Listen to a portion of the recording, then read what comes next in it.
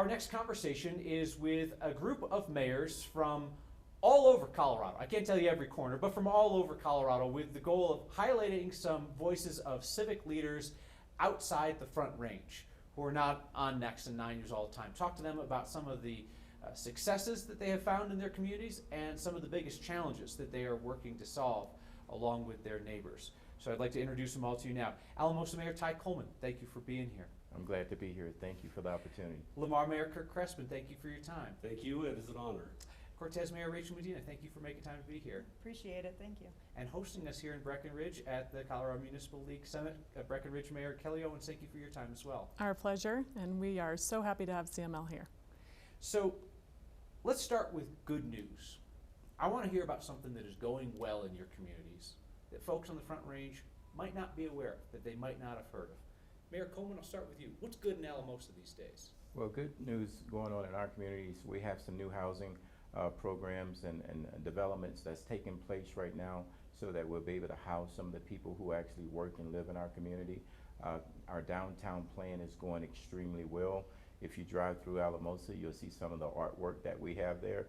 And also we're focusing on making sure we increase our trail access to people so that they can have more recreational opportunities, and we're working on upgrading some of the playgrounds. So we have a lot of great things that are happening right now.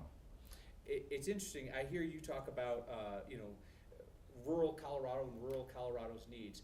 I don't think rural when I think Alamosa, because you guys are you're the biggest city around for a ways, but yes. You're smaller than other cities in Colorado.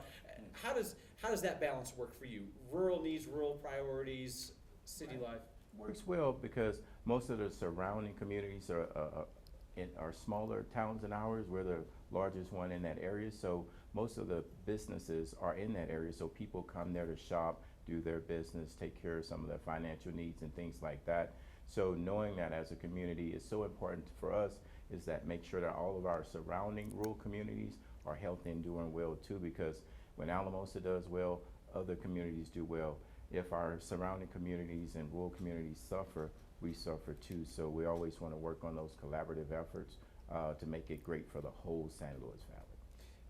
Mayor Crespin, what's going well in Lamar these days? We have a lot of things that are going well. I think the council and we've been making a lot of investments and taking strides and trying to improve our infrastructure, looking at maintaining our resources like water. That's been a big issue for our area. And then also working on growth and economic development. We've really been trying to do annexation plans to grow our community geographically. But it's all been in that intent and with the desire to grow the community responsibly, sustainably, and just continue to move forward for the future. We've really been trying to position ourselves to be that next area of Colorado that's going to be a growth area. And that's what we want to do. We want to make sure that we have that in place.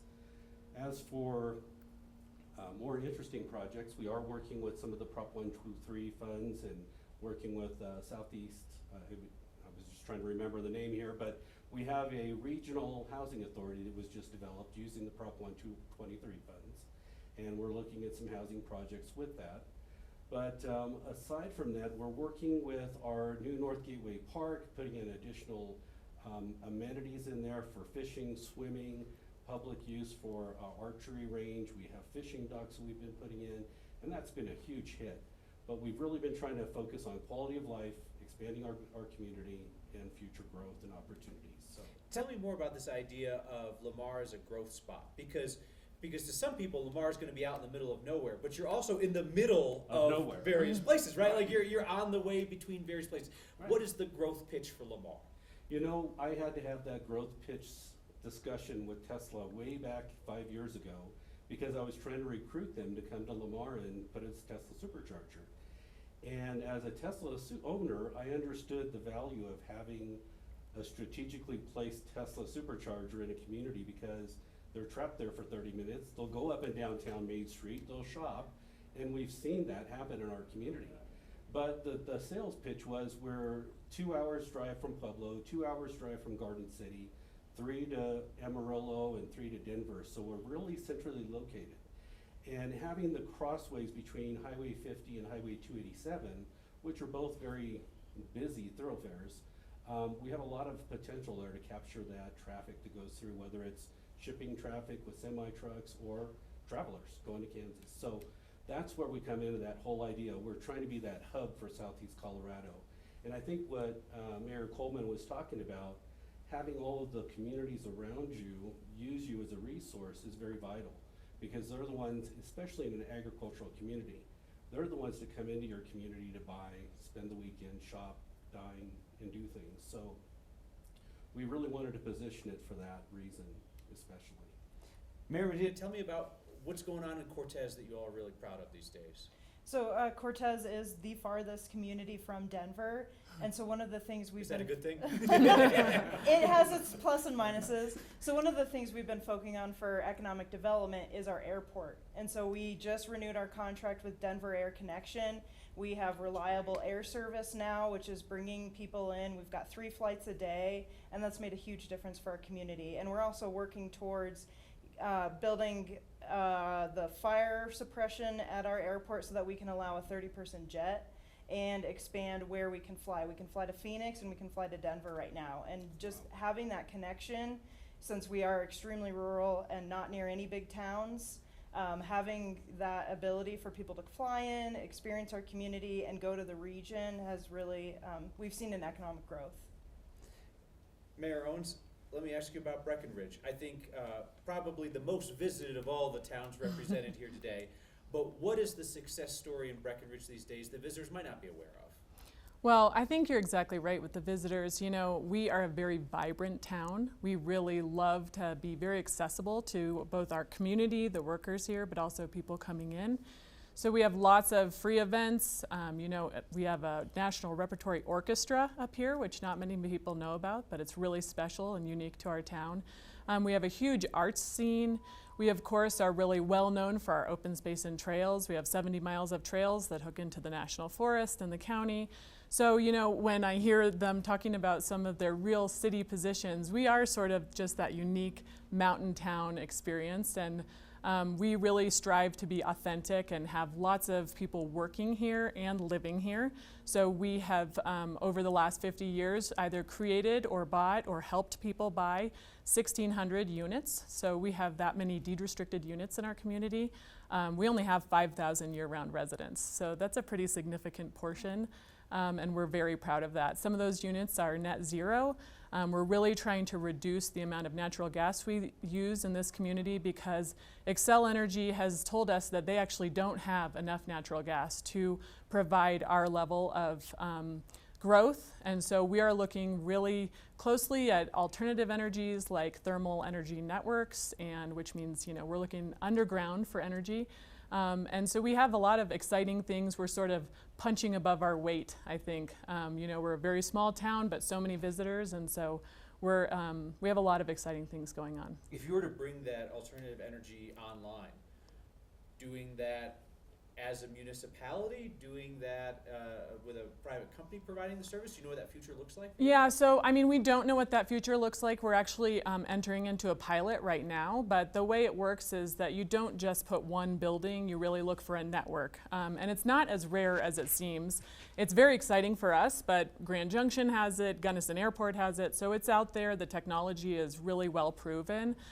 We don't know whether we would operate it ourselves or we would have someone else operate it, but we're right now just doing a feasibility study, and the feasibility study will include everything from the parking garage and, you know, some of the town facilities to, we have brand new turf softball fields, which doesn't sound that exciting, but it's big for our high school. They'd never had a baseball game at home until this season, and so you know, we're just thinking, like, what can we do? How can we melt off some of this snow early? How can we help people park? You know, we have a ton of space that's reserved for snow melt and snow storage, and so we're just thinking, how can we use these new energies to really take this town to the next level? You know, Mayor Medina, when I've been to Cortez, it's because I'm going to or I'm coming from public lands, right? You know, because you have so many amazing public lands down there. There's a lot of questions about what public lands look like in the future. In your part of Colorado specifically, you know, with the Dolores, but then obviously, you know, the federal government's approach to public lands. Is that a topic of conversation in town? And how do you think that the use of public lands, how they're managed, whether they stay with the federal government, how that would impact your community? the public lands bring a lot of money to our community. A lot of people visit to mountain bike, a lot of people visit to hunt, to fish, to recreate around our area, so they come and spend money in Cortez. But it's a big conversation we have with our county commissioners, because they don't want to see more land go into public lands and less into their budget. But it's a balancing act of, it brings indirect money, even though it could take direct money from them. But we're fighting for keeping our public lands and also working with the tribe, because that's an important piece to them as well. These are lands that their ancestors have had access to for generations, and they don't want to see that go away either. So trying to stand up for those public lands and recognize the economic impact to our community. Mayor Crespin, you have talked about the concern that sometimes policies put in place that serve the Denver metro area well have unintended consequences for your community. Yes. Could you talk to me about one of those challenges and how you all are dealing with it? You know, I'll tell you, we've, one of the projects, bigger projects that we're working on right now currently is our new wastewater treatment plant. And this occurred or came to fruition because of the new regulations for treatment plants. Many of the smaller communities use a lagoon system and have for decades. And for the city of Lamar, we understood that we would need to make this investment. We're looking at a $34.5 million investment for this wastewater treatment plant. We'll figure out the funding, we'll get the budget made out, and we'll make it work. But when I look at the neighboring cities around us, communities around us, Wiley, Grenada, Hawley, Springfield, these are also smaller communities who have a population less than 1,000 or at 1,000. And they don't have the funds that Lamar has for a population of 7,500. So that unintended consequence is trying to get these smaller communities to meet the needs and regulations from the Front Range or from a metro city is a lot more difficult and stringent, and to a point where I don't see a smaller community with that type of a facility or customer base being able to afford that major investment. The city of Lamar's lucky. We do have North Lamar Sanitation District that's just right next to us. We're gonna work with them and do a collaboration so that they can drop into our sewer line and they'll be partners with us. But when you're looking at 20, 30 miles to the next community, they won't have that opportunity. And because of that distance, some changes are gonna have to be met. But a lot of those regulations are being made by people who have never even been to Southeast Colorado. They see it as the frontier towns that nobody cares about, or that's not a big concern, but we are out there. And if it was somebody listening out there in Denver, if you're a representative, a senator, you know, please keep that in mind when you're passing these, because we're making these policies, because it does have those unintended consequences for rural communities and for our ag communities. Can't forget about our agriculture. For sure. Alamosa Mayor Tyke-Woolman, do you sense that same divide between priorities at the state capitol or kind of the Denver-Boulder corridor, broadly speaking, and what the needs and wants are in your community? Yes, I do. I sense the same divide because it's very important before some of these things are passed that I believe some of the legislators should drive through some of the rural communities, actually speak to the rural communities so that they can find out some of the unintended consequences that they can have. A lot of our communities are doing proactive things, and we're ahead of the state in some areas when it comes to certain building codes. There shouldn't be a one-size-fits-all for every community, especially just because it works well in certain areas of the urban areas. It may not work for rural communities, and it doesn't mean that we don't have the capacity to make the adjustments and adapt to what needs to be done. It just means that we may have a different way of doing things that's going to benefit our rural community, that's going to benefit more of the people in our area as well. I'd like to close on this. I'd like to ask each of you to tell Coloradans something about your community that they might not know, that you would like them to remember about your community, perhaps for the next time they visit. As our host, Mayor Owens, I'll let you start.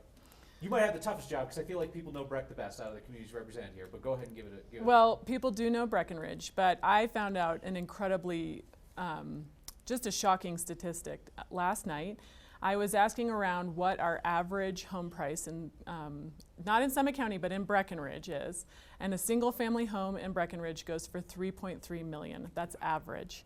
and a condominium is $1 million. So while we actually have a lot of units up here, you know, we have struggled to get sort of the state to understand that if we have workforce housing that needs to be developed, we have quite a lot of units, but they have to be deed restricted. So that's something that's very important to us, is that the person has to work in the community for 30 hours or more. And so, you know, the affordability issue in Breckenridge is really significant. We're very concerned as people who are working here now and have come here, you know, years and years ago, have bought into this market. When they retire, we are going to have a very hard time restaffing for teaching, police officers, you know, restaurateurs. Our working folks are really doing their best to work here, or to live and work here, and we're really proud to have the community that we have. We do a Breck 101 where many people in our community can do all kinds of touristy things so that they can report out when people ask, you know, the bartender, what should I do tonight? Then they should have lots of interesting experiences to share with them, and we're very proud of our working community, and we're doing everything we can to keep them here and support them. Mayor Medina, something about Cortez that folks might not know that you wish they would remember. Well, we are centrally located between the mountains and the desert, and so you can recreate year-round, mountain bike year-round, or get into the mountains. And we're also culturally rich. We have Native American sites that go back 1,000 years, and so people can come and experience the culture, see the thriving Native American community now, and, you know, recreate any activity that Colorado offers. Mayor Crespin, for all the folks who have passed through Lamar. Well, the reason why they pass through is because for generations, people pass through Lamar using the Santa Fe Trail. And because of that, you know, we have a rich heritage and history out there in the frontier, I call it. But, you know, we do have a rich history. We have a lot of things that people don't understand as far as John Martin Reservoir, Bent's Fort, Two Buttes and Two Buttes Reservoir. There's a lot of different things at Campamachi. That is the unknown Colorado, and it's often overlooked. So I welcome you to come to Lamar, take a look at it. We are very eager to grow. We're open arms, and if you're looking for a place to invest, to move, come to Lamar and try us out, because we are open for business. That's good. That's a good sales pitch. That's a good elevator pitch right there. There you go. Final word will go to Alamosa Mayor Coleman. Something about your community that you wish the rest of Colorado would know. Sure, Alamosa in the San Luis Valley is known for the Great Sand Dune National Park. We have a lot of people come there to visit each year, and we have some beautiful dark sky opportunities for people to look at the stars. And I always like to tell people, during some of the coldest winter months in the San Luis Valley, Alamosa and that area could be like the coldest place on earth to live. However, the people have the warmest hearts. Mayors, thank you all. I appreciate your time. Thank you for taking a moment to talk with the folks who watch 9 News. Thank you. Thank you. Thank you. Thank you very much.